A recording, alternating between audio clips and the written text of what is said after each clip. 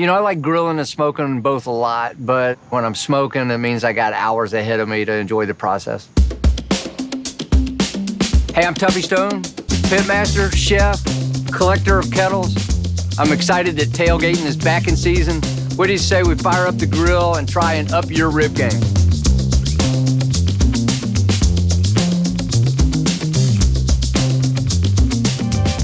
So we're gonna make one of my favorite rubs now. It's the Cool Smoke Barbecue Rub, and it's very reminiscent of what you would find in Kansas City or in Tennessee. So we're gonna go with kosher salt. I've got light brown sugar here. I've got some chili powder. We've got two types of peppers. We've got cayenne pepper, fresh ground black pepper, got some granulated onion, some granulated garlic, and then I just toasted and freshly ground some cumin. And now we're just gonna mix this all up.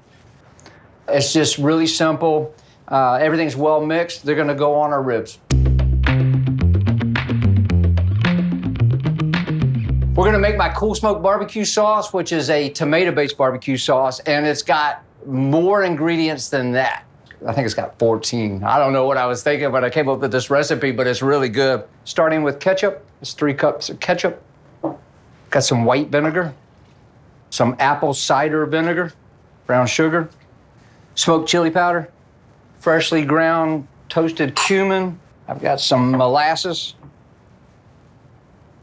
salt, freshly ground black pepper, got sweet paprika, and we've got smoked paprika. That'll just reinforce that smoky flavor on the ribs when we hit it on there. Granulated onion powder, granulated garlic, and cayenne pepper. And we're just gonna mix this all until it's well combined. Now I'm just gonna take it over to the burner, put it on low heat just to simmer, let those flavors meld. All right, so we have 2 3.5, 4-pound St. Louis cut spare ribs, and I'm just gonna clean them up a little bit. A lot of times I'll just cut the one bone off on each large side. Next I'm gonna do is I'm just gonna take a little bit of this flat meat off. I'm gonna remove the membrane. I find it easier to take the membrane off while the ribs are really cold. You can see there's some fat in here that's just like caked. I'll just take a spoon like this and scrape it off. We're gonna take this Cool Smoke barbecue rub that we already made, and we're gonna season the bone sides first till the meat just disappears. So I'm just pressing this rub in with my hand, and then I'm just gonna roll them over. Can you all smell that? It smells so good. Where I have all this extra rub. I'm just gonna tap the edges. At this point, we're gonna prepare our smoker to be 275 to 300 degrees. After these ribs have sat for 1 hour, we're gonna put them on the smoker and start cooking them.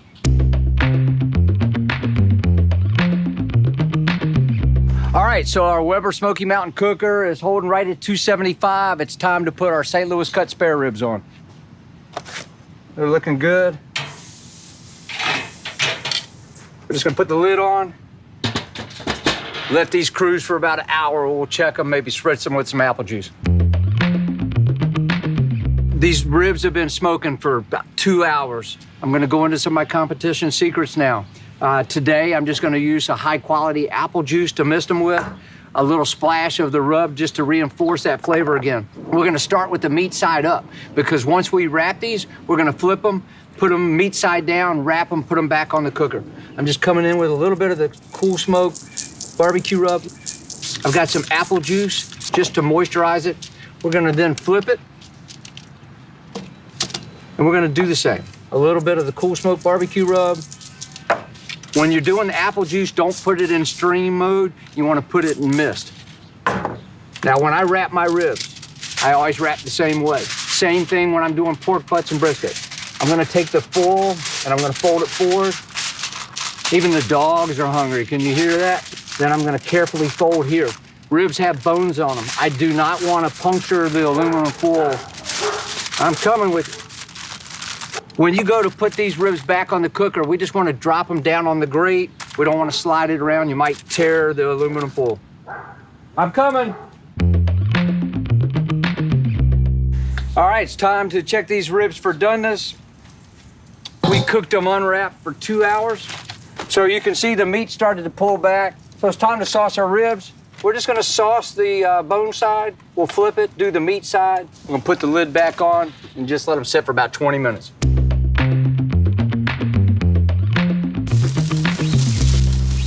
Can y'all hear it?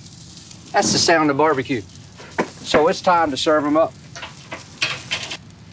I don't know about y'all, but I think they look kind of pretty.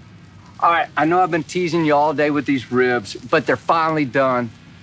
Get you a rub, get you some sauce, make some ribs, get out in that backyard and fire up your cooker.